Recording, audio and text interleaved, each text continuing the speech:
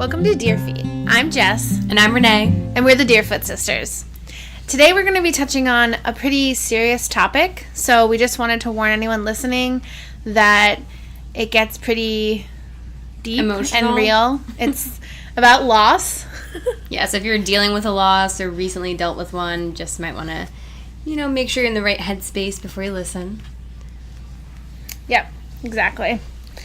All right, so let's start by talking about why did we choose this week. Well, first of all, it's our 10th episode. Yeah. So we have a little celebration, I guess, like woo-hoo-hoo-hoo, Double digits. 10 episodes. Yeah. So this week is going to be the anniversary of the death of two people who were close to us. Our grandfather died 2 years ago, and our father last year, right around the time this episode will come out. So it kind of just was on our mind. I think it always is around that. I don't really know what you call that. Death anniversary seems kind of like too cutesy. I think anniversary of the death is the most common. Yeah. So that's what we were thinking about loss, and a lot of the times, obviously, our topics are pretty lighthearted, but sometimes we have some more serious stuff to talk about, and that's going to be coming through in a couple episodes, here and there. Mostly try to keep it light or interspersed. So we talked last week about toxic relationships and toxic people that we may have in our lives and that you may have in your life and how to deal with them. And one of the feedback that we got from one of our listeners was that we should stick to more lighthearted topics because it was too heavy. And I said, oh, sorry, this week is also pretty heavy because we're talking about loss. And I didn't know about that feedback. Oh, yeah, I got it yesterday. Yeah, I mean, I know it's sometimes it's fun, but, we're human beings, so we have a range of emotions. A lot of them are fun and lighthearted, but sometimes they're not. So it's good to, I think, kind of cover all the bases. We'll get back to fun eventually. Right, exactly. Yeah. All right. So, as Renee was saying, we've recently lost our grandfather and our dad. So, we're just going to start by talking about caregiving because both of them had illnesses that required care. Required care, and that resulted in, some kind of deterioration that required more intense amounts of care to be provided. So we'll start with our grandfather. Mm-hmm. We call him Papa. So if we're saying Papa, that's what we were talking about. He had Alzheimer's. Right. So I don't remember exactly when he was diagnosed, but I want to say he was diagnosed time ago. 8 to 10 years before he actually died. Yeah. It was a long time. And of course, with Alzheimer's, I think you can't actually make an official Alzheimer's diagnosis until you do an autopsy. So, a lot of times they'll say Alzheimer's, but there's not really a way to distinguish it from other forms of dementia. Right, it's because just a loss of cognitive function. The symptoms of dementia and Alzheimer's are exactly the same. Right. So they just have to see what's going on in your brain to determine if it was just a normal deterioration of your But after he neurons. did have an autopsy performed, so he did have Alzheimer's. He had it's plaques in your brain, right? Growths, lesions, whatever. So he definitely had Alzheimer's, which can be, hard too, because once you know that's sort of in the family, that can be kind of scary. Yes. Scary thought. So that he did have the and how old was he when he died? When he died, I think he was 87, I want to say. Okay, yeah. So he lived a pretty long life. Yeah. And so he was diagnosed later in life. He wasn't He wasn't diagnosed. He wasn't diagnosed super young. I don't think it wasn't considered early onset or anything like that. He was elderly by the time he got the diagnosis. And it was hard. I mean, definitely it was hard because he loved to read and he liked to cook and do all these things, and then the older he got and the more the disease progressed, the less he was able to do those things. And I think it's really, we don't have much first-hand experience caring for someone with Alzheimer's because obviously we weren't his primary caregivers, but even just there's little things that you pick up on that it's really hard for people who are living with dementia, because in those beginning days, they understand that they can't remember, and it's very stressful and frustrating, and especially it's frustrating for the caregiver, and sometimes you don't know how to act. Should you try to remind them? Should you make them remember? Or should you just sort of leave it be? don't know what that humming is coming from. I think it's this. I think it stopped. So do you have, yeah, that's true. But I was going to ask you something else. Do you have the list of, like, the stages of grief? I don't have the list. I mean, I know the first is denial. Right. And then anger. So. And then I'm pretty sure bargaining. Yeah. You could look it up if you want. Then sadness or something. But, all right, I'll look it up. So, what I was thinking about was when Papa was diagnosed, I think one of his initial things, he, like, definitely went into that anger stage. Mm-hmm. And he actually, at one point, like, stopped reading, which it's so sad because, like Renee had said, he loved to read. And he basically just decided that he didn't want to do that anymore, right. Which, ironically, it's actually shown to help, like, slow the process of dementia. Right. I don't know about Alzheimer's, but yeah, so it's kind of sad in that way. Yeah. I mean, I think he did eventually start reading again, but it took him a while. Like, for a while, he was just really angry, and obviously. So, yeah, the stages are denial, anger, bargaining, depression, and acceptance. Okay. So, that's pretty much what Interesting. So, yeah, you had said that it's hard for people, like, or there's some debate about, like, whether you should lie to the people that are going through Alzheimer's or dementia, or if you should try to, like, always remind them of the truth.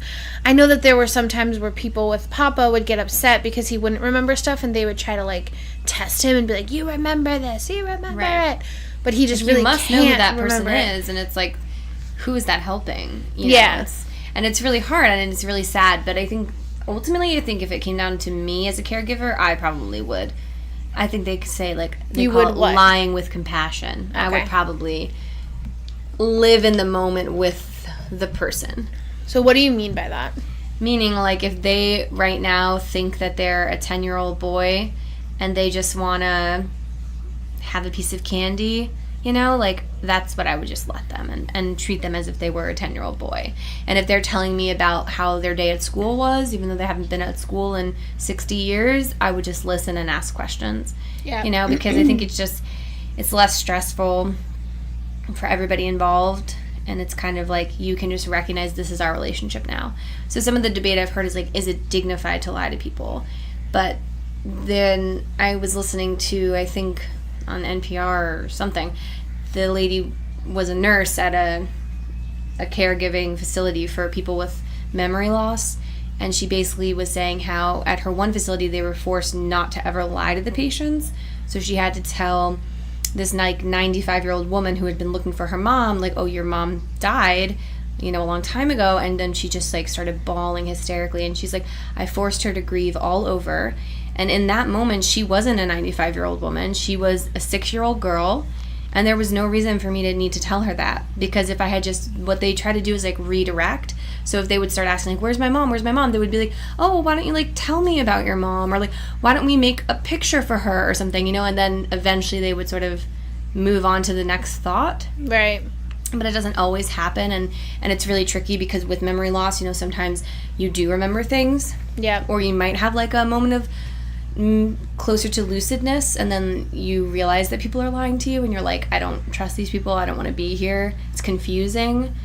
But then another example was at that same home, the person was saying, like, the elderly woman was asking for, like, a Disney coloring book to color, and the managers were like, no, you can't let her have that because it's not dignified for her to color in a coloring book, which I take personal offense to, because, like, coloring is a great therapeutic exercise, you know, and, like, for those of us who like to try to be artistic but aren't really artistic, I don't know why you would deny anyone coloring, but especially someone who's, like, how is it undignified if that's what she's asking for? Yeah, it's like, strange. It didn't make sense to me. So I think I was Isn't it undignified for someone to, like, dictate what you're allowed, what's considered dignity for you? Yeah, like, what you're allowed to want and need. Yeah. So, yeah, it's hard, but I think I would probably lie. What do you think? Do you do the same?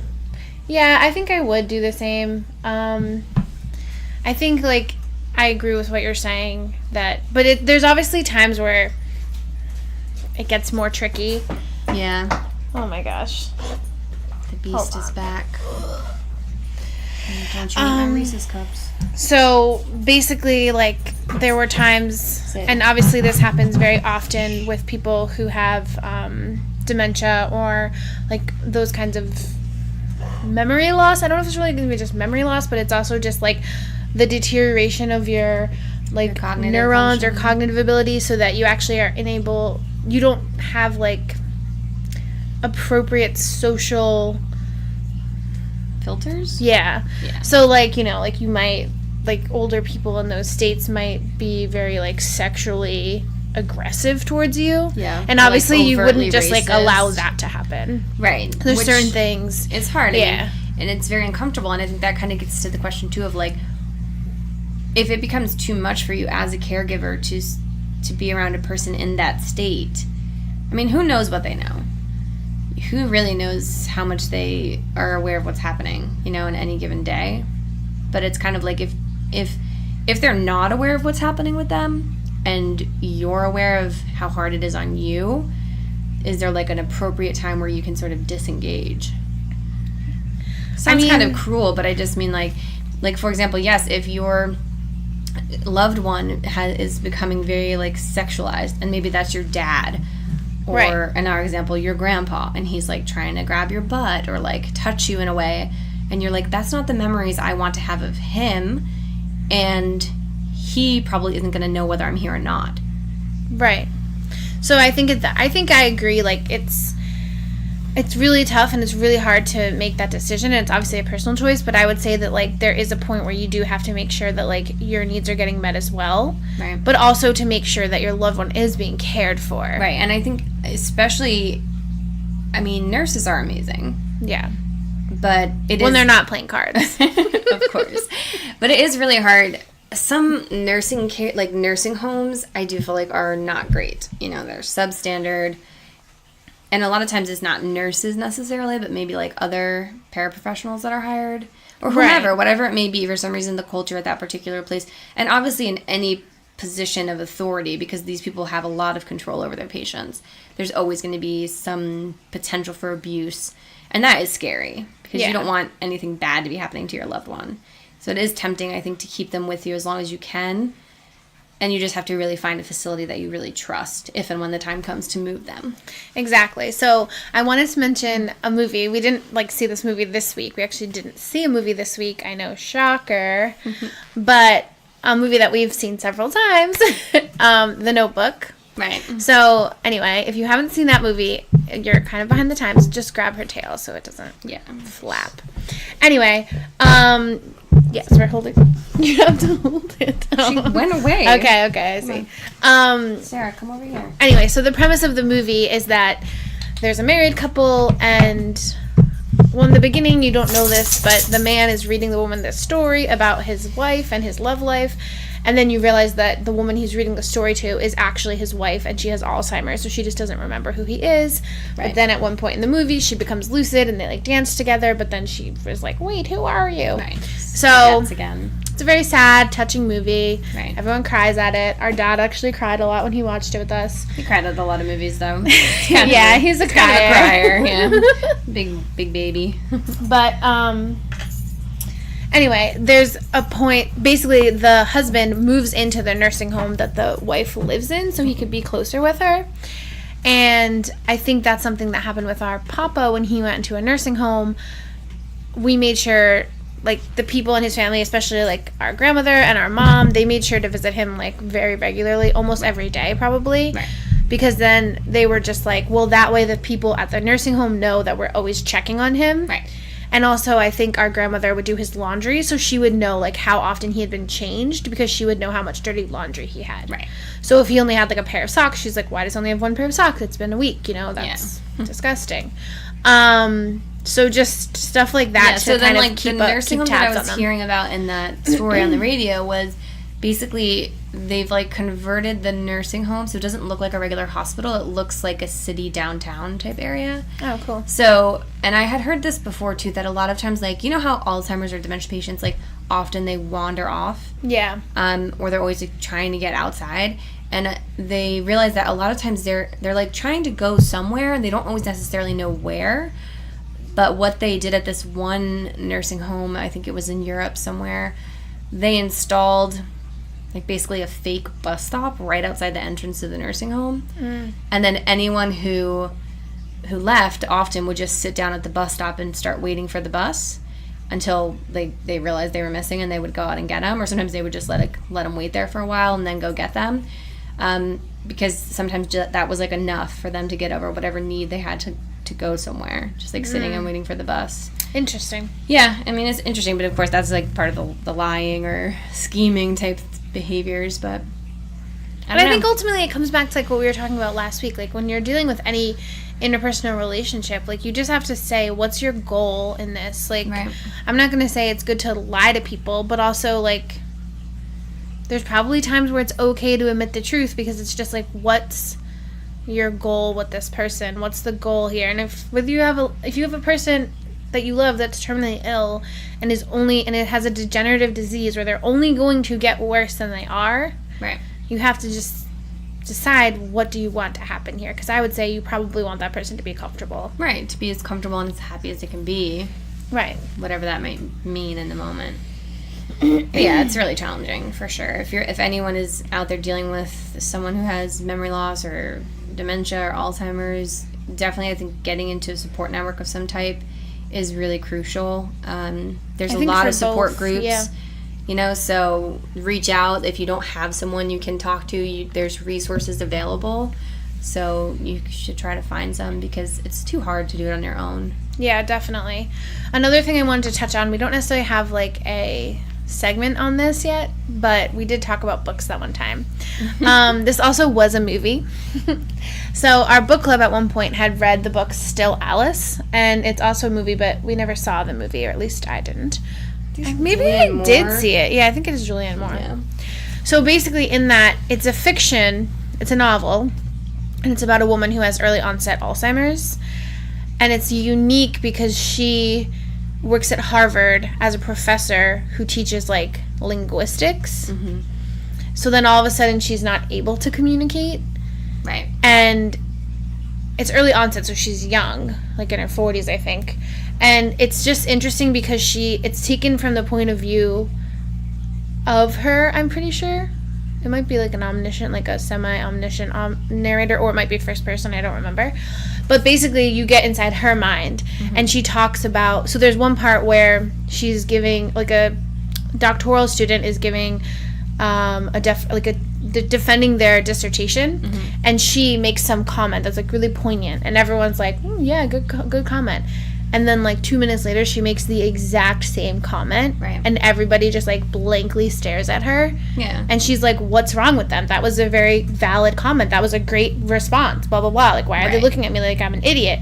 So that's like interesting, because the reader gets the view of like her doing these things where she's not even understanding like what the response is.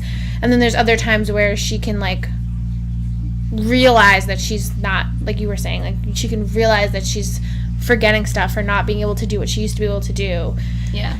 And it's very, very hard. And this is like not exactly related, but obviously I read the book This Is Where I Leave You, and I think you read it too, right? Yeah. So I gave it to you. And that was also a movie that we watched, and in it, one of the characters, he had a traumatic brain injury. Yeah. So he suffered a different form of memory loss, but he definitely had like cognitive impairments after the TBI. And I just remember one scene in the movie that made me cry so hard, as he was like standing in the yard, and then the character played by Tina Fey comes out, and she's like saying something to him, and he's like, I was supposed to do something and I can't remember. And she's like, oh, you'll think of it. And he just looks at her and he's like, no, I won't. And I was like, oh my God, like to know that at a point in your life you had these abilities and then now you don't, and there's nothing you can do about it, and like that you can recognize that. I think that's something like so sad. Like just now I'm like tearing up just thinking about it, because I'm like, I fear that maybe one day that would be me, especially having Alzheimer's in the family. Like, yeah, that's just a really scary thought. Your brains are amazing, but if you, it's honestly scary. a good transition into our dad, because he had cancer, he had leukemia, AML, but basically he just because of his disease and whatever, he started to have that same kind of issues as far as getting really confused about stuff, not being able to figure things out. And he's always been the kind of person that's very engineer minded. He always is designing really cool contraptions to solve problems. He had an issue with carpenter bees, and he made this little trap for them. Right. He's just always so the thing I always thinking about stuff like that. Dad was that I always said my dad's not the smartest person I've ever met, but he can teach himself anything. So if he's interested in a topic, he'll go to the library, he gets books, and he just teaches himself. And I'm that is a very valuable skill. And he would get into a lot of different things. He was into woodworking, he was really into fishing for a long time. Birding for a while. And he comes up with really cool solutions to problems. Right. So, and then he also has always been very up on technology. So not just very interested in new technology, tries to teach himself about new technology. Had a personal computer before anyone I knew at home. Yeah, exactly. So he had an iPhone, but then just simple stuff not being able to remember how to use his iPhone, or then he would think he was touching it and he wasn't, or he would not be able to remember his passwords, and right. all different stuff that he just couldn't figure out. So it became a point where he literally just couldn't use his phone at all. Right. And then we would just keep it because he would get frustrated.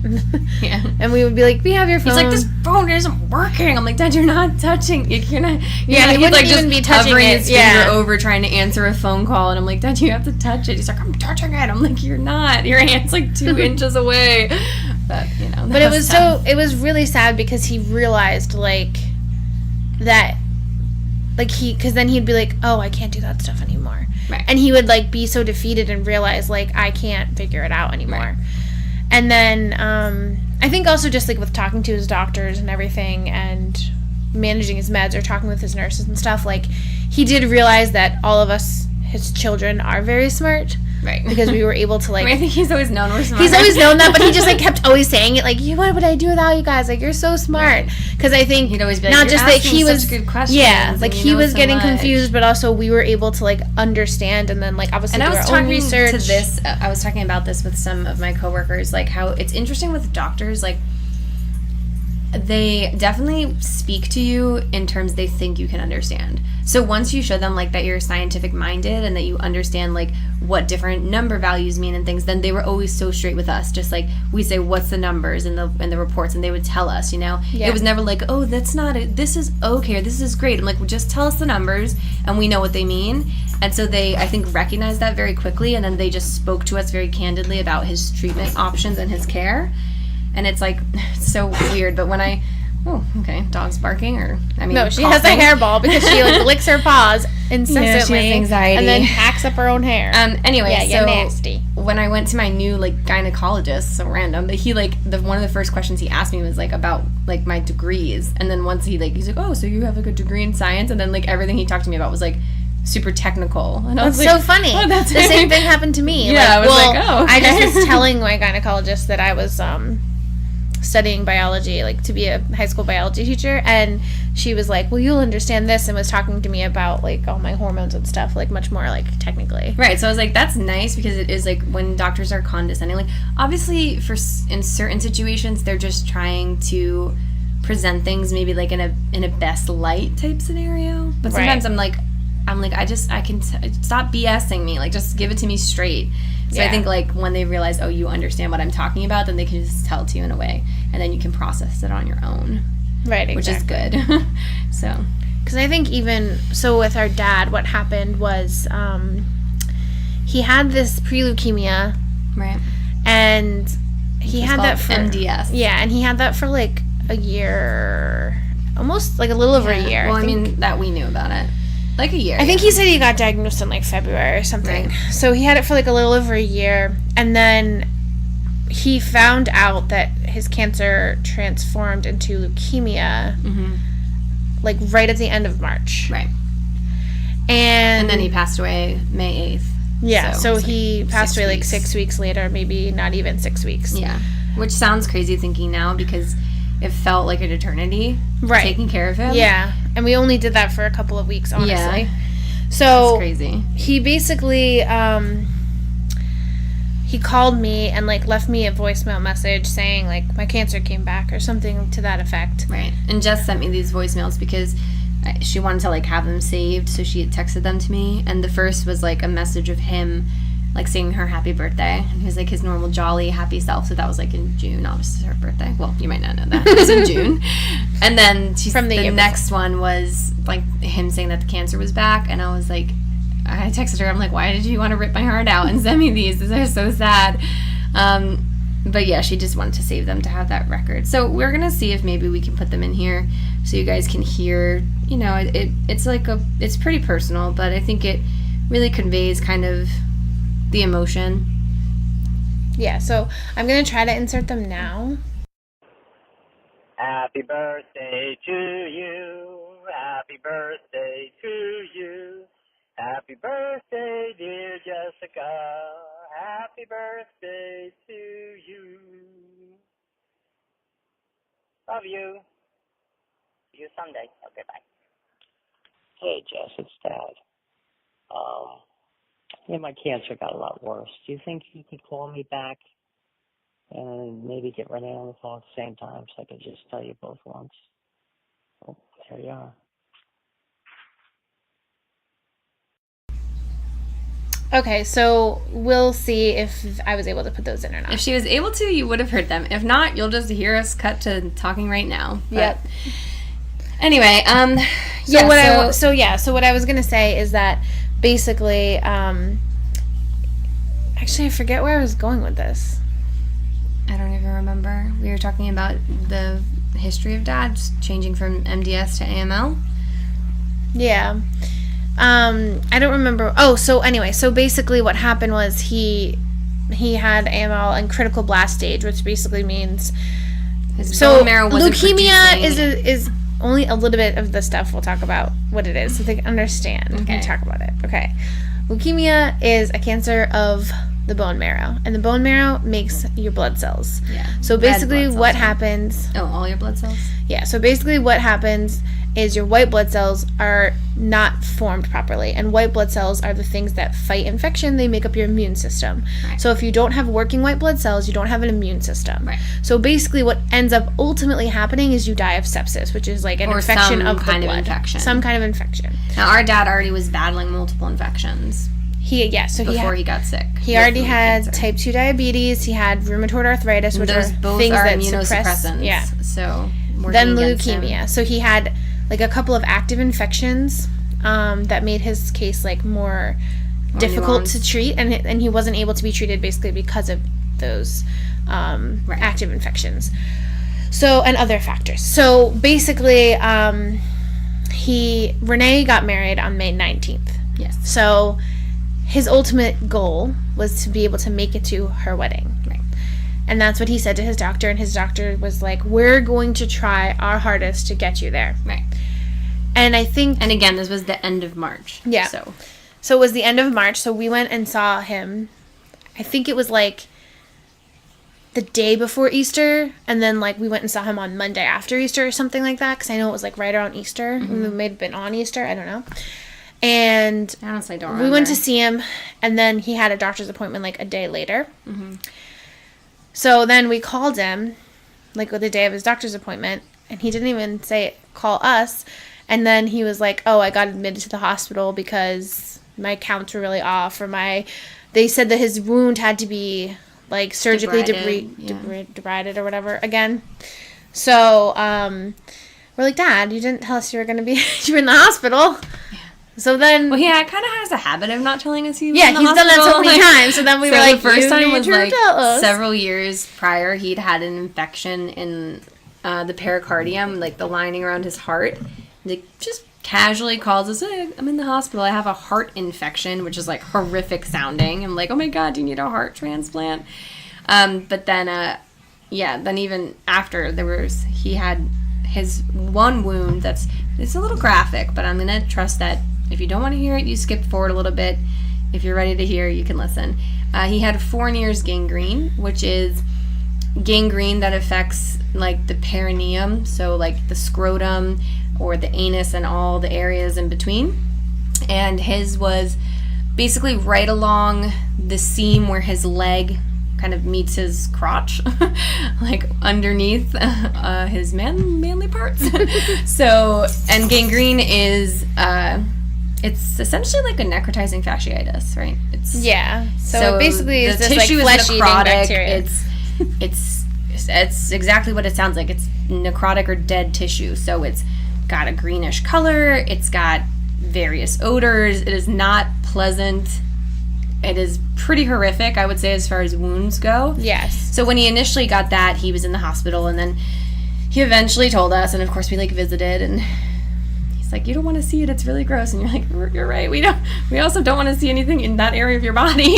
But eventually... No, he showed us pictures. Yes, we did see the pictures. But when we cared for him, we eventually had to like help clean it out and stuff. Yeah. But yeah, of course, when he first got it, he was in like infection control unit where he just they made us wear all of this suited up. And I thought it was because like we couldn't touch him, and he's like, "No, it's so I don't get you sick." And I was like, "Ew, gross!" Like I don't think I've washed my hands as much as I did like the couple of months that he was sick that we were taking care of him. Like every time I went near him, I like washed my hands like 10 times because I was just like, "I love you, Dad, but you're like very dirty right now." Yes, all infectious kinds of diseases. Yeah. All right, relax, Sarah. Yeah, she's excited.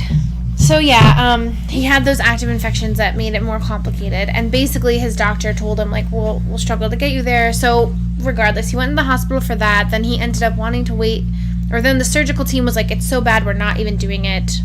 They were more or less like, and then actually his surgeon, right? The infectious disease doctor, basically said to him like, "What's your game? What's your goal here, buddy?" Because he was like, literally came in and he was just like, "What's your plan?" Yeah, he was more or less like, you should be on hospice. You're not going to get better. What are you trying to do And here? then we're like, he just wants to try to make it to the wedding. So that's why they kept him. That's why he didn't go into hospice, because he was on like IV antibiotics, and in order for those to be covered, he couldn't be like on hospice because they can't give you like treatments like that. So he needed to they were basically like, it's palliative care. Like we want him to just like last a little bit longer, but it's not going to get him better. So.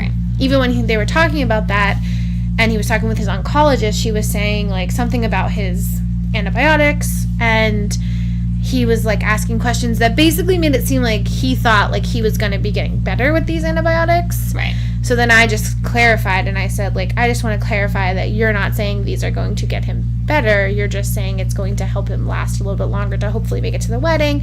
And she just like clarified again that was correct. Right. So he could understand. She and was I think had a better bedside. Yeah, she had a better bedside manner. I think the infectious guy, though, he just was kind of like... The infectious disease guy, he was a bit more brash. I wouldn't even say he was a bad doctor. He seemed good, and he just was really more like, what's the plan? And also he even said to us, like, we can keep you on these antibiotics, but the oral antibiotics he was on was $15,000 per 10-day supply. So he had insurance, and he was covered, but the guy was basically saying to us, like, this is a consideration for people. So if you didn't have coverage for all of that and you were paying out of pocket $10,000 to $15,000 per 10 days and it wasn't going to help you get better, he's basically, I think, was saying in that regard, like, but my dad's like, it's all covered. Yeah. So I'm like, exactly. We thank God. I mean, imagine if we didn't have insurance. Well, yeah, I mean, that would have been terrible. Really crazy. I mean, well, there's just no way you ever would have been able to pay those bills. Yeah. Like this. Right. It would have been millions of dollars. Yeah, but so basically, the other thing is, I mean, the antibiotics, they eventually do stop working. Like, right, eventually the bacteria will overcome the antibiotics. Right. I mean, there's antibiotic resistance, and also like different types of like viruses and infections that just are adaptable. So they. I mean, yeah, like pretty much bacteria, it's like multiplying so quickly that it's eventually going to overcome any antibiotic. So they basically were like, we're going to put you on this broad course antibiotic, and we'll keep it going as long as we can, but it's not going to get you better. It's just going to prolong, basically. Yeah, so he went home the first time. He was in the hospital for like 5 or 6 days because he wanted to wait for his oncologist to come back. And then she was more or less like, you should have just called me. You have my phone number. He had like her cell phone number. Right. She's like, you should have just called me. Like, he's like, but you were on vacation. She's like, basically, she's like, you didn't have to be in the hospital all this time. Like, I would have sent you home with this news 4 days ago. But anyway, he went home on the once a day antibiotics, which were administered by our stepmom. So I guess we'll take a moment now to talk about our stepmom, just to give you guys like a background. If you know us, you know about her. Even if you don't, you might know about her. She makes news headlines. Yeah. I don't think she listens. If she does, I don't care because nothing we're saying is not true. That's so, true. Whatever. Yeah. So, I guess background information. Our stepmom never really wanted kids. She never liked kids. Self-proclaimed person who didn't like kids. Not like we were saying that about her. And she married my dad. I want to say I was like 10 or 11. Yeah, probably. I was like 8 or something. Yeah, maybe. Or, I don't know if that's when they got married, but that's like around the time that they were like dating. Together. Yeah. And she moved in with him, and then they got married like secretly. Like they eloped. One weekend we just went to his house, and they were like, "We're married now." And we were like, "Cool, okay, sounds good." But there were a lot of times we would go to our dad's house from like Friday night through Sunday. Every other weekend. Yeah, every other weekend. And there'd be times where we wouldn't see her at all because she would hide in her bedroom. Yep, she would call him on the phone. There was no cell phones back then, really, but she would use like the pager. Yeah. And she would call me and be like, bring me some food. And then she'd like wait until it seemed like no one was in the hallway so she could like sneak out and use the bathroom. Right. And it was just kind of like, okay, really?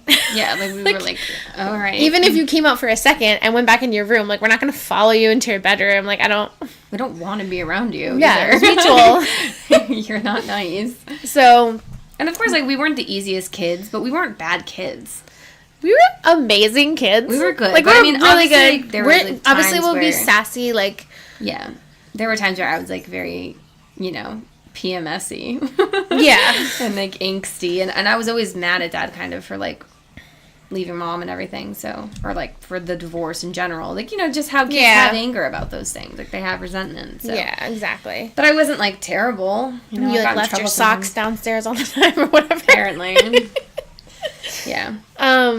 Yeah, so then moving forward to when our dad turned 50. This was like a big, I don't even know. This was like a big breaking point or like a thing that like really kind of, I feel like, defines our relationship with her. Yeah. Well, our relationship with our dad was always kind of strained. Yeah. I would say for a long time. I mean, and probably a lot because of her.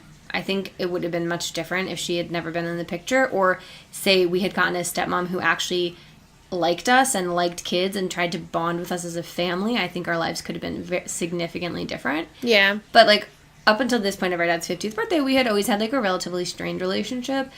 It wasn't the best. It was fine. Yeah. So, basically, he was turning 50, and we asked her if she was going to be throwing a party for him because... Right. That'd be a good thing to do for someone's 50th birthday. To celebrate. But she said no. So then, basically, around the time of his birthday, we called him up and we're like, we'll take you to dinner. We're going to take him to Arthur's Steakhouse. And whatever, we planned it out. So we went to pick him up. And before we were like leaving, we were meeting at his house. We found out that Kathy had thrown a surprise party for him. Well, yeah, but she's like, and he, I guess, didn't know we had asked about going. I mean, he must have known. Who knows? But then he was basically like, he kind of backtracked. Well, no, we didn't say anything at the time. So this is how good we are. We were like 18 and 16, and we're mature enough to not like make a scene at that day when it's like his birthday and his birthday dinner. So we were in the bathroom together, and we were basically like, oh, we're really upset about this. And I said, let's just have a good dinner, and we'll call him tomorrow and tell him how we feel. So super mature, right? I mean, like, come on, that's really good. A couple of teenage girls, like, PMS Central over here. Yeah, seriously. So basically, we have a good dinner. There's a few hiccups because me and Kathy have like a stupid argument about something really dumb. Yeah, it's very dumb. Anyway, so we just we finished dinner. Anyway, whatever, blah, blah, blah. Then we call our dad and we tell him, and he's like, oh, I didn't want you guys to be there because I was going to be, like, doing stuff, like, drinking and stuff with my friends. And we're like, okay, Dad, but we wouldn't have done that stuff, and we still would have liked to be involved. And then I said something. And they said, like, well, we didn't have any kids. But, again, we were 16 and 18. So, like, and we weren't little kids. And our stepmom's nephew was there. We found out he was there. And also he was, like, 10. Her friends' kids. And they were younger than us. So I'm like, it doesn't make sense. They're like, well, they weren't supposed to bring them. I'm like, whatever. Like, the point is there were still kids there. And even if it's a no-kids party, usually the person's kids would still be invited. Especially because we were basically adults. Because we asked. Yeah. Like, you specifically said you weren't doing anything. Mm-hmm. which is just, like, really messed up. Like, so then we kind of stayed away from our dad's house for, like, a little while. I want to say, like, 2 months. Yeah. We went back to his house, and we were going to stay overnight. And we showed up, and we said to him, like, look, we still kind of feel like you guys, like, Don't our want us stepmom here. especially doesn't want us to be, like, a part of this family, like, whatever. So he said to us, she was planning on hiding in her room all weekend, but I'll get her to come down so we can talk about it. Which, right, then just shows how she is. It's like, okay, good, that's a good idea. So she comes down, and we talk about it, and basically we say, we feel like you don't want us to be part of your family. And her response is, well, you're not my family. You're your dad's kids, and I'm married to your dad, but you're not my family. Like, just imagine, like, our faces were, like, jaws dropped. Like, I'm just trying to picture, like, saying something like that to my stepson. Right? Ever. Like, I know. I just can't even imagine it. And, like, again, it's not like we were 30 when they got married. Yeah. We were young kids. Like, we Yeah. were definitely kids, and we grew up with her for a lot of our life. The majority of our lives, she was a part of it. And I'm like, you're a terrible person for even saying that. Yeah, it's so really then horrible. basically we just look at our dad like, okay, so obviously we're right. She doesn't want us to be part of your family.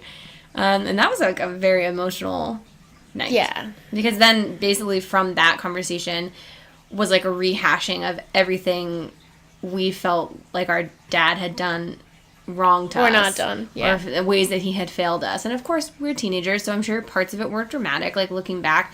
But at the same time, they were valid. Like, something as stupid as, like, oh, you said you wouldn't, like, come to my softball game because it was too far of a drive and it wasn't worth it. Which is just, like, don't say the words, it's not worth it to your kid about something that's important to them. Like, maybe find a different excuse. But, like, don't say those exact words. And it was hard. I mean, he was upset. He was crying. As he did. As he does. But yeah, I mean, it was definitely emotional. And then after that, it was, like, a real breaking point. We didn't see him for quite a while. Yeah, and he tried. And then, like, I think after that, like, he really did try to make more of an effort. And, like, we were able to become more close. Right. And he definitely, like, tried to, I guess, take what we said to heart and be like... And I think he did. Like, he didn't, I think, ever intentionally set out to be hurtful. He just was, in ways, selfish and didn't recognize that his actions had consequences on other people. Yeah. He just didn't even think, like, it didn't occur to him, I think. So once we brought it to his attention, he was like, oh my gosh, like, I can't believe this is how they feel. And he did try to change. Which, yeah, like, exactly. much to his credit. And then for a long time after, you know, I would always say when people would ask me about my dad, I'm like, yeah, you know, we have, like, the kind of relationship we have. Like, we see each other for birthdays and you know, sometimes we'll go to the movies and go to holidays and it's all fine and good, but do I think of him as, like, a voice of reason in my life? Like, do I go to him when I have questions about big decisions I'm going to make? No, not really, usually, you know? I don't ask for his blessing, but I still love him, and I'm happy with what we have. Like, we just sort of accepted the type of relationship we had. It was never going to be, like, the relationship we have with our mom or, you know, like how some dads and daughters are, I imagine. But Right. it was still fine for what it was. Yeah, and then we were able to start finding other things to do together. Like you said, we'd go to the movies, we'd go to, like, haunted houses and stuff together, and, like... Yeah, in the past couple of other years, we things started like that. getting more close. Our stepmom had left for a while to go take care of her mother in Florida, so he was, you know, she wasn't there. Yeah. So it was, like, a lot easier for us to spend time together, and it was less stressful, and... And then he would come to, like, family holidays, like, at our mom's family's house and stuff, Right, and that was, which like, is really nice because nice. he got to see everyone again, and, you know... Right. It was just better. But, yeah, so our stepmom is a toxic person. she's just not a good person. No. And she's, like, crazy. Well, yeah, and she's also a drug abuser. Yes. So, and, you know, it's interesting because she's definitely crazy. And I feel like people don't really understand what you mean because even with my husband, Tim, like, the first time he met her, he was like, oh, you always said she was crazy, but she's, like, actually, like, crazy. And I'm like, I wasn't exaggerating. Like, I'm telling you, she is, like, actually not in her right mind. Like, she says things that don't make sense, or she talks about stories and you have no idea what's happening. And, like, she's either on drugs or acts like she's on drugs, or her brain's just fried from being on drugs for years. And so she's crazy. Like, Yeah. and it's hard, I think, too, because you know, we always just thought of her that way, like the very stereotypical wicked stepmom. And then I think once we were telling stories about her to a friend, and they basically said to us, oh, well, and they just expressed a lot of, like, empathy towards her and compassion because she's, like, addicted to drugs. And I was like, wow, I never really thought of it that way. And I usually think of myself as a very compassionate person, but I also just really don't like her. Like, I was like, I never in my life felt comfortable using the word hate, but sometimes I feel like I hate this person. Which is like a dark thing to feel. Like, I'm like, I don't even like that about myself, but I cannot find a redeeming quality, at least in the way she's treated us. Exactly. And the way she treated our dad. The same thing, I mentioned that in our notes. Like, I wrote that I hate her because it basically makes me hate her more that she acts in a way that makes me hate her, because I don't hate people either, and I don't like feeling that way. I ever hated anyone in my whole life, and I'm like, I can't even. So, of course, I think we've tried to, you know, forgive and move on and just be like... Yeah, I mean, at this point, like... So, it is kind of tricky because she didn't really... She did, like, kind of reach out to us once to ask for some help, and basically, our dad did tell her... Well, at one point, she was really exacerbating him? She was really irritating him, and he basically just said to her... She was, like, saying she didn't know how to pay any of the bills, and she didn't know how to do, like, all this stuff, and my dad said, oh, the kids will just show you when I'm dead. And, I mean, we kind of always were like, we're not going to interact with her at all once he's dead. Like, we didn't say that to him, but we're like, we're not going to... We hate her, and she's a horrible person, and we want nothing to do with her. Right. So, basically, like, at this point in our lives, we're like...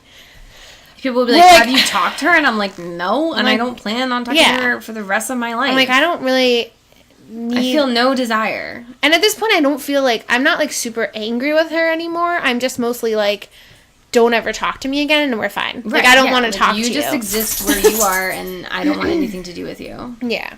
So, basically, like... And I feel like now, for me at least, it's really valid because of what she said to me, like, when Dad was sick. Yeah, so basically what happened was she went home... Her dad went home from the hospital, and he had to be on IV antibiotics once a day. And it's supposed to be administered, obviously, at the same time, because that's how the dosing works, that it's, like, a one-time, once a day, so equal. You do it at that time, and it, like, will last you until the next time you do it, or whatever. So, she was administering it to him, and she just wouldn't do it, because Renee would go and visit him after school every day, and sometimes it'd be different times, right? And you were like, anytime I show up, he's, like, getting it. So he obviously just gets it. She, like, I text her that I'm coming or whatever, and she gives him his medicine so she, like, we think she's taking care of him or whatever. Right. So then he ended up going back to the hospital. And then basically that's also when the infectious disease doctor was like, okay.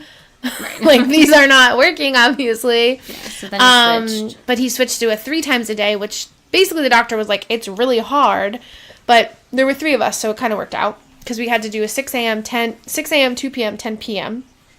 administration.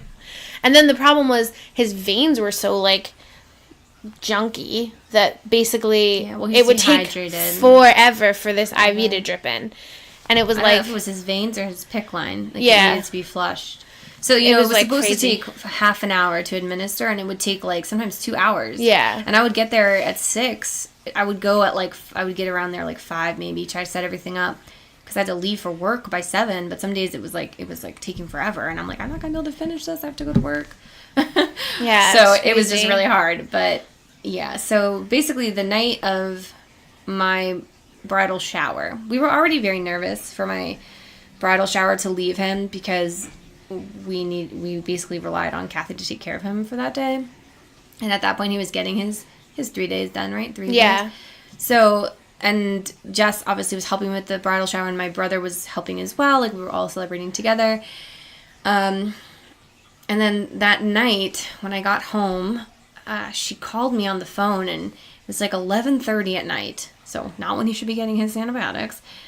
But she's, like, asking me questions about, like, something's not working, and it was, like, set up in a weird way, and she doesn't know, and she's, like, just rambling on, and I have no idea what she's saying, and I'm trying to understand, and then she's, like, I hear knocks at the door through the phone, and I'm, like, who is that? It's, like, midnight, and she's, like, oh, it's just my friends, and then I hear, like, police department. And then I'm like, okay, so it's the police, obviously. It's not just like your friend coming over in the middle of the night.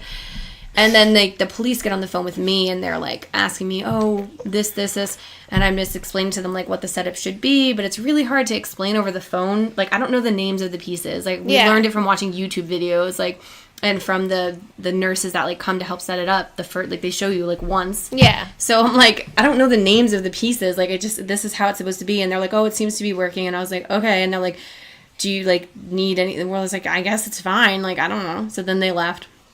So the next morning I go over there at 6 to do his treatment. So again, I was, like, up late because I'm talking to the police at midnight, and then I'm, of course, worried about him. So then I go over at 6 in the morning, and basically the IV was connected, but it was missing a connector piece. So she had sort of just put the two tubes, shoved them into each other. And I ran his IV, and it worked fine. But then when I was trying to disconnect him from the IV, I couldn't get the pieces apart.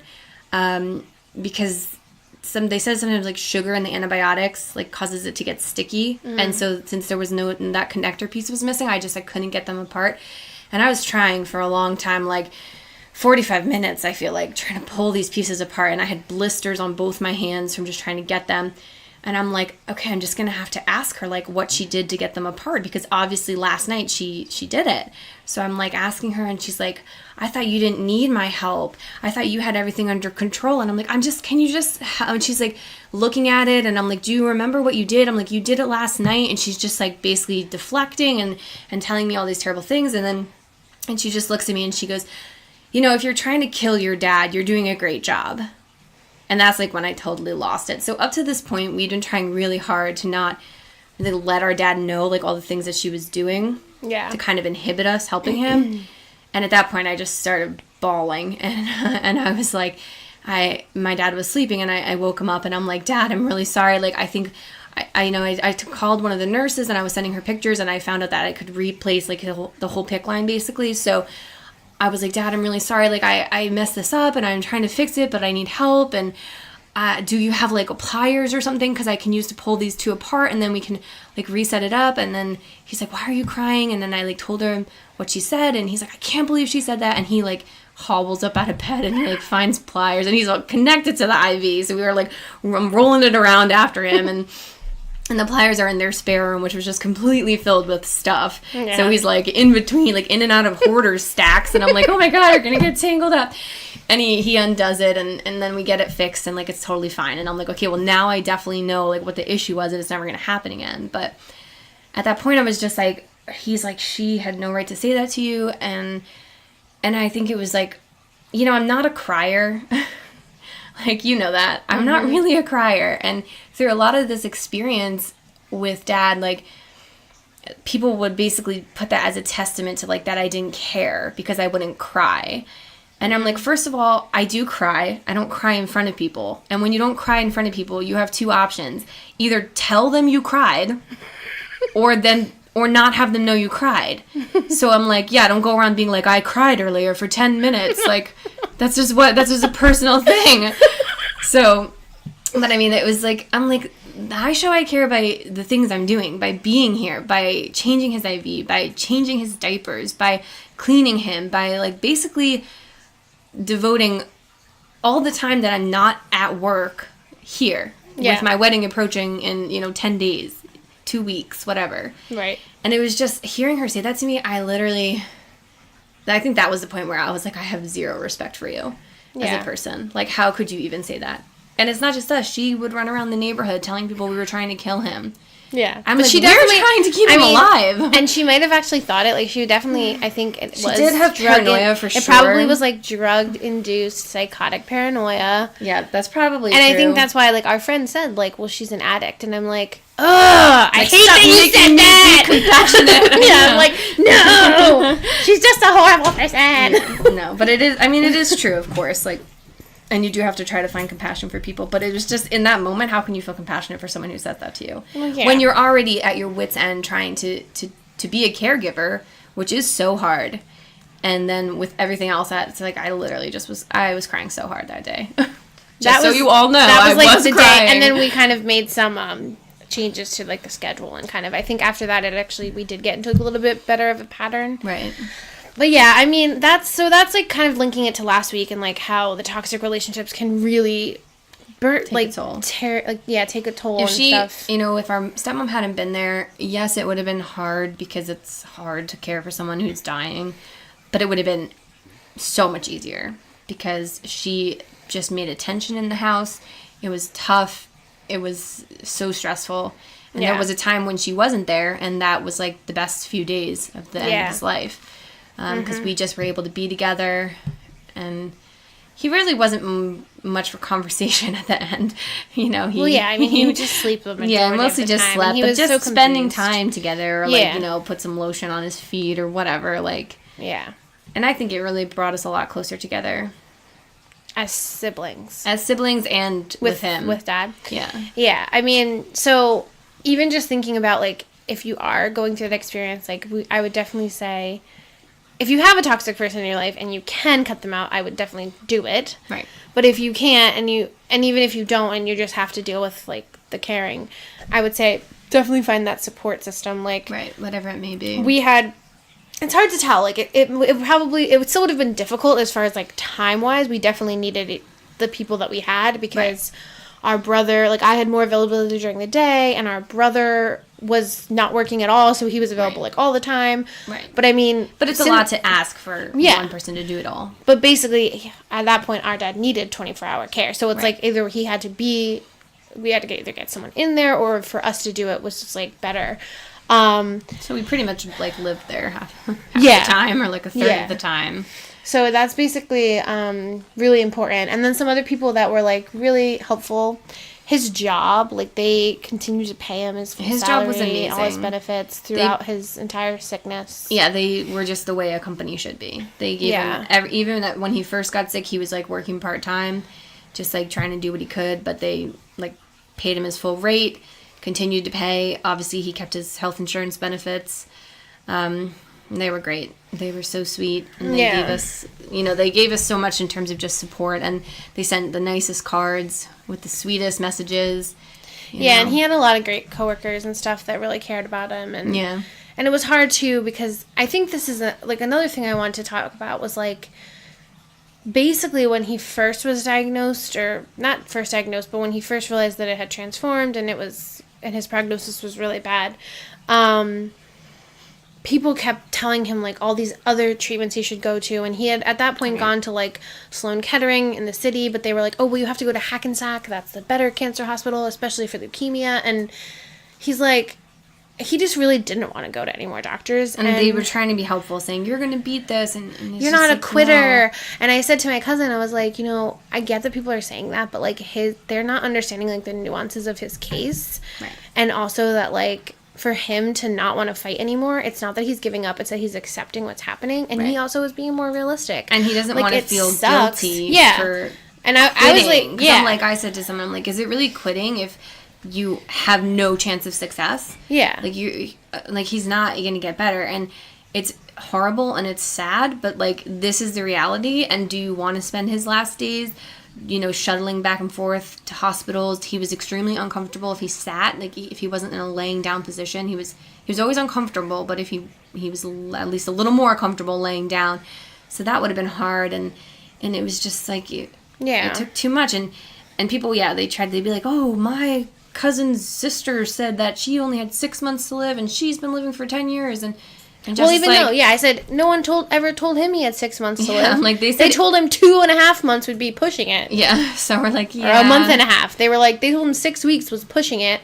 So basically his prognosis was like a month. So I'm like, no one told him he had 6 months to live. Right. So he's too far gone for that. Plus he had these other nuanced things about his particular case that made those treatments not possible for him. Right. So it's just like, to me, it was frustrating because they were like rubbing it in that he was giving up, so to speak. Right. Which they obviously weren't. I know. I think they were just trying to be helpful and like supportive. You don't know always how to be the most supportive, but I think the best is to try to just, I think like the cards that would say like, we're thinking of you, or just like share a kind memory and say like, we were, you were such a great person or whatever. Like those were the ones that were the best, especially because he didn't really believe specifically in like religion. He didn't have a specific religion. So you know, when people say, like, he'll be in a better place, it's kind of like, okay, well, yeah, no one really likes to hear it. Or, like, it's happening for, it's everything better happens here. for a Like, reason. Like, people don't like those kind of platitudes. Sometimes the reason sucks. So yeah. And, but we didn't really get any of that, which I thought was good. Like, at least for him, at least. Yeah. And then the other thing, I think, is, or another person I wanted to mention was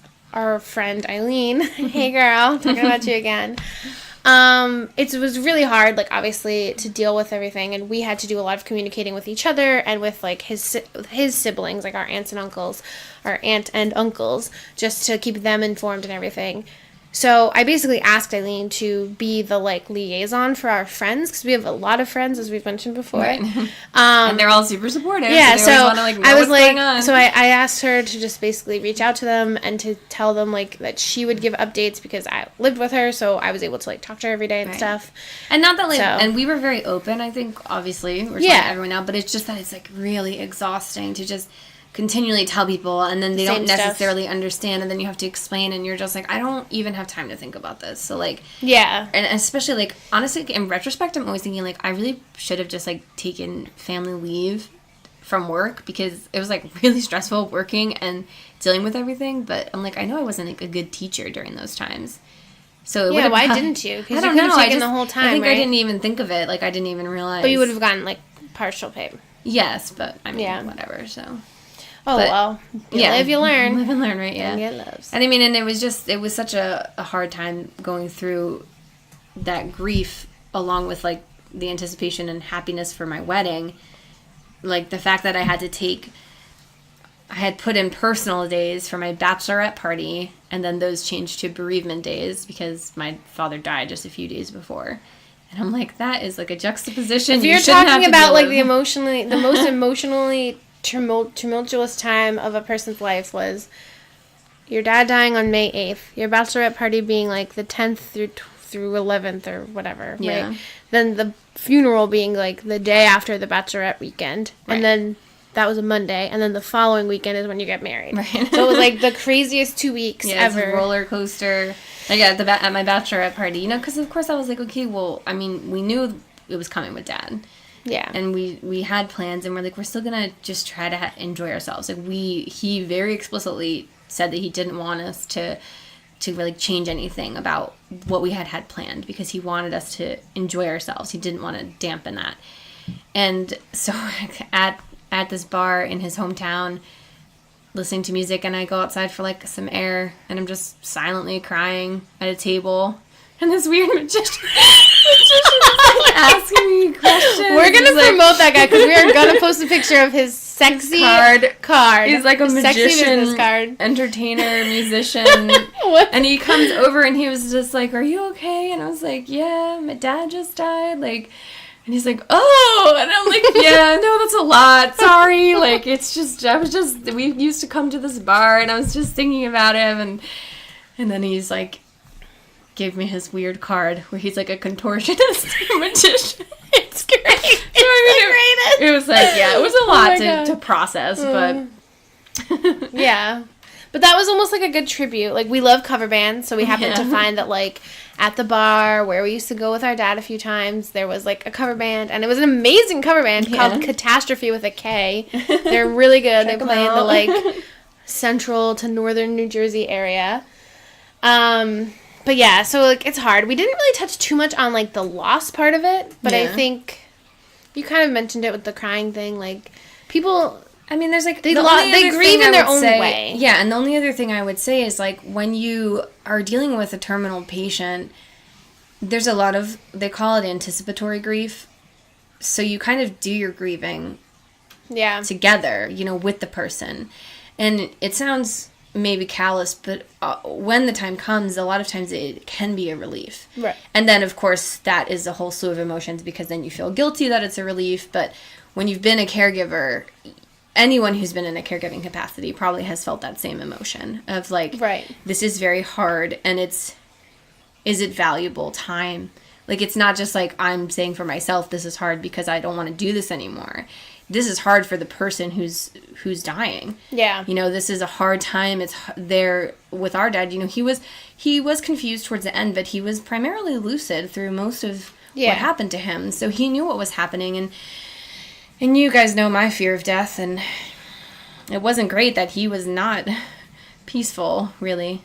Yeah. Quite at the end. He was still scared. Yeah. You know, and that was hard for sure. But Yeah.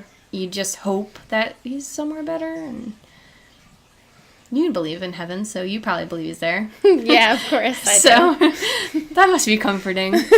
But, you know, I think at the end of the day, though, and our aunt from the other side of the family wrote us really nice cards after he passed away, and basically said, like, how with her own experience with her father, her relationship had changed with him after his death. And I was like, that is so on the nose. Like, being able to be a caregiver for my dad, I think, was one of the most rewarding experiences. It almost made me want a career change into nursing. I feel like if I ever chose to do a different career, it would be nursing. And he was so gracious. He was a great patient. Yeah, he was. So he you don't basically, know, like, you have to have a bad patient this time if you really want to become a nurse. That's true. That's true. He was a great patient, and he would, you know, he would just say thank you all the time. And part of him, I know, was embarrassed of the things that we had to do for him. Like when the first time we did have to, like, help him clean up from incontinence and bathroom accidents. But honestly, to me, it wasn't even a question, really. Yeah. I wasn't even really like, oh my god, gross. It was just like, here's this thing, and this is what I have to do right now. And not to say it's like a baby, but in a way it's just like, this is what you need, and I'm going to be the person to give it to you. And, like, I'm not even thinking of it as, like, oh, I'm wiping my dad's butt. I'm just thinking, like, I'm helping him, you know? Well, you're a nurturing person. Like, we were... Yeah. Even, like, our brother, like, he, I think... And it could... And, I mean, our mom says it's because of his fiancé. Hey, Ara. I don't know, maybe. Because we had a conversation with him, like, whatever, the summer before our dad passed, like, 2017. And... You know, I was like, oh, I noticed that you've been making some, like, changes. Positive changes. And he was like, I'm always this way. And I'm like, okay. I'm like, why don't you just, like, if I'm saying I noticed it, why don't you just, like, take credit for the fact that you're, like, actively becoming a better person instead of just, like, acting like you didn't do anything, but whatever. No. So, but no, I think, like, it did help us become closer, and also maybe, like, help him, or it at least highlighted how he is, and as, like, a better person than maybe we realized, or maybe he's becoming a better, like, a more generous and, like, caring it's person. A humbling experience too, for sure. And, like, I think it must be different for him too, being the only male in the family. Yeah. Because our dad wasn't old when he died. Well, yeah, he was young, and our dad's mom died young. Yes, from cancer. And so I know, like, our brother had said to me at the times, like, oh, this is, like, scary. Like, it makes you think about your own mortality. He was only about twice how old I'm laughing now. Because he said to me when he first found out, he said, does it scare you that, like, he's dying and his mom died at 62 and he's dying at 62? And I said, not really, because I don't have that much to live for. Well, and he was like, oh my god. I was like, I don't know, like, I don't have kids, like, I feel like at 62 I'll be done. I feel like you'll change your mind, but maybe. That's why I was laughing. Well, 62 is definitely not old enough for me, personally, but okay. Yeah. I mean, yeah, for sure. And it was, I would say, the hardest experience of my life thus Even far. that, honestly, like, with us being so nurturing and caring for him and being so, like really, really dedicated to him, even in that moment, he was this, like, your mom did such a great job of raising you guys. No. Like, he was just, like, saying, like, she did such a great job of raising you guys to be amazing people, like, so caring, and we're like, thanks, Dad, like, yeah. But even then, he was, like, he was always very humble in that sense. Right. And I always say, like, he was the person who, like how you talked about last week, how people are like, I just want my dad to be proud of me. I never had to feel like that, because he expressed pride. Like, he got that little twinkle in his eye, you know what I mean? And, like, I feel like you could see the twinkle with Dad. Like, he really had it. And even, like, when I finished my master's program, he was like, oh, you got, and he was like telling everyone, and he's like, why aren't you telling everyone? And I'm like, well, Dad, like if it comes up, like I talk about it, but I don't just like go around being like, I got my master's degree, you know, like, I'm like, if it comes up in conversation. But he was like so proud, and just like even small things, like you'd get like a certificate at work or something. He'd be like, oh, he's just so telling everybody. I'm like, Dad, it's like kind of embarrassing. Like it's not even a big deal. Like, you know, don't tell people about this. But it was like, it does make you feel good for sure. Yeah. Even though it's like, oh, come on, Dad. Yeah, you're like, okay. I know, it's so true. So, yeah, I mean, I think also another thing, at least to remember with grief, is just, it's an ongoing process, and it can sneak up on you. So, I think it's the show Splitting Up Together. I think that was the show I was watching, and I guess the mom dies in the show. The mom of, like, the main character who's, like, getting a divorce. Okay. So she's talking with her dad about it, because he's like, divorce is a type of loss in a way. Yeah, definitely. And he says, you know, like, when your mom died, I thought, there's no way I'm going to get through this. There's no way. But then every day I just realized, like, I'm just getting through today. And then one day I realized, like, I'm getting through it. Right. So it's like, if you just take it one day at a time, like, right. you kind of look, you're like, oh, this is how And there's, like Jess said before, like, grief is very personal, and there's no one way to process grief appropriately. Like, right. Again, I'm not much of a crier. Like, that's who I am. It doesn't mean I never cried for my dad. Of course I did. And it sneaks up on you, like, the times that you don't expect it. Like, I think when I really felt Dad's loss the most was, like, at the holidays, which I think is a pretty normal time. Yeah. But even, like, around Halloween, because I'm like, oh, we always, like, would go to our haunted houses, and, like, now we're not. Or, like, yeah, just stuff like that. Like, smaller moments that you realize, like, oh. And, like, something so dumb, but, like, the last movie we saw together was, like, really weird. And I'm like, I wish we had seen, like, a better movie together. What was it called again? Thoroughbreds. And it was so weird. It was, like, about a girl who, like, kills that her was my friend's fault. stepdad. Yeah. I wanted to see Which it. is, like, a stupid thing to even think about. But I was like, oh, I wish we could have seen, like, a good movie as, like, our last one together. Because every time I think about it, I was like, oh, weird movie with a dead horse. And I was like, very bizarre. So weird. Oh, man. We'll end on one fun note, or a happier note. Not necessarily happy, but it's a funny note. Let's talk about what happened at Dad's funeral with Joe. So, this is... Okay, so on our brother's podcast, they had an episode recently, and they had asked the question, have you ever seen, like, a dead body? And I don't think they were talking about... I don't think they were thinking about, like wakes, because I'm like, haven't you all seen dead bodies? Yeah, I they think were thinking more like meant, unprepared dead bodies, but whatever. So at the funeral home, when you're doing the funeral arrangements, if you've never done them, you know, they talk through everything with you, and then they take you into, like, a room to show you your loved one, to, like, make sure it's definitely the right person. And they have, like, a sheet tucked up, like, all around them, and you just see their head. So they took us into a room, and we're like, yeah, that's our dad. And they're like, okay. So then during the day of the actual service... Actually, they were like, you can have a moment with him if you want. They weren't like, okay. Oh, yeah, okay. Yeah, you know what I mean. They're very professional, very kind people. So then the day of the service, we didn't have, like, any formal thing. We just had, like, a sort of a viewing, a reception type thing. And we were all just sort of talking. Yeah. And we're talking with our brother, and he just, like, leans back against the wall casually. But the wall was actually one of those partial partitions, like a temporary wall. So as he's leaning back, the wall behind him gives way and opens up to a room where a lady was, like, waiting to be identified by her family. So we're, like, standing there, and I'm, like, looking at him fall through the wall. And I've always been one to have great reflexes, so I'm, like, kind of reaching for him, like, no, you're going through the wall. And then it opens, and we just, like, see this lady, and we're like, who is this lady? And of course we're, like, laughing so much, and I'm like, this is so morbid and so terrible that, like, at our dad's funeral, you just fell into a room with some other, like, lady who had died. And I'm like, quickly close the door. Like, we don't... Oh, it was so bad. But Did the funeral director see? I'm sure... I don't even remember. But I think the best, though, was just the look on our brother's face, because he thought he was just leaning against a wall, and suddenly it's opening behind him. Like, he's a big guy, but he's not big enough to take walls down, you know? So he's, like, falling back, and we're like, oh, my God, this is like... That's how we know our life is a comedy of errors. Yeah, right. Who does that happen to? I know, like that. Like I was terrible. saying, I wish we had, like, pitched our family as a reality TV show back when before reality. And before reality TV shows were, like, so blasé. Like, Yeah. like, it would have actually, I think, been a really good one. Like, a really, really, and especially back then. Like, Well, there was a lot of drama for sure. yeah. Great. Oh, man, yeah, so that was terrible. But to wrap up for final thoughts from me. Did you look it up, the Jerry Springer thing? No. Oh, okay. Yeah, just if you're a caregiver, I know it's very hard, and you're very strong for taking on that role. So find the support where you need it. Find the resources that can help you. Reach out to us. We'll help you. We'll try to connect people if we can, with some resources available. But there are definitely support groups. There's a lot out there to help you.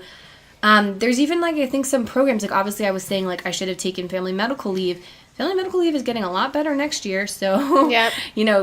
Don't be afraid to look out for programs that you can take or things that can help you. They sometimes even have, like, grants where caregivers can get, like, a special retreat or, like, something, Yeah. to keep up the personal care as well. And then if you're dealing with a loss, just don't let anyone, make you feel guilty for the way in which you grieve. However you grieve is fine. If that means crying, that's fine. If it means just remembering good times, that's fine. If you shut down for a while and you don't want to talk to anybody, totally fine. If you want to reach out to everybody, also fine, Yeah. Whatever it is, just deal with it in your own way, and like Jess said, eventually you will get through it. The only thing that's not fine would be hurting yourself. Right, of course. So please don't do that. Yes, don't do that. If you are in that mindset, reach out for help. Yes. My final thought is just really be willing to accept help and be willing to ask for help, because a lot of people are going to be willing to help you and genuinely willing to, not just like, oh, fine. Yeah, or like, so just let me really, know if you need anything. yeah. When I say that, I literally mean it. Like, I will So do take what you people need. up on that, because that will definitely help you. Right. All right, so you can check us out on YouTube, Instagram, or Twitter at Deerfoot Sisters. Our email is deerfootsisters@gmail.com. Our website is deerfootsisters.com, or you can check us out on facebook.com/deerfeetpodcast. I'm not sure what we'll be talking about next week, but it will be much lighter and funner. Much more lighthearted. So we're the Deerfoot Sisters, and we're prancing away!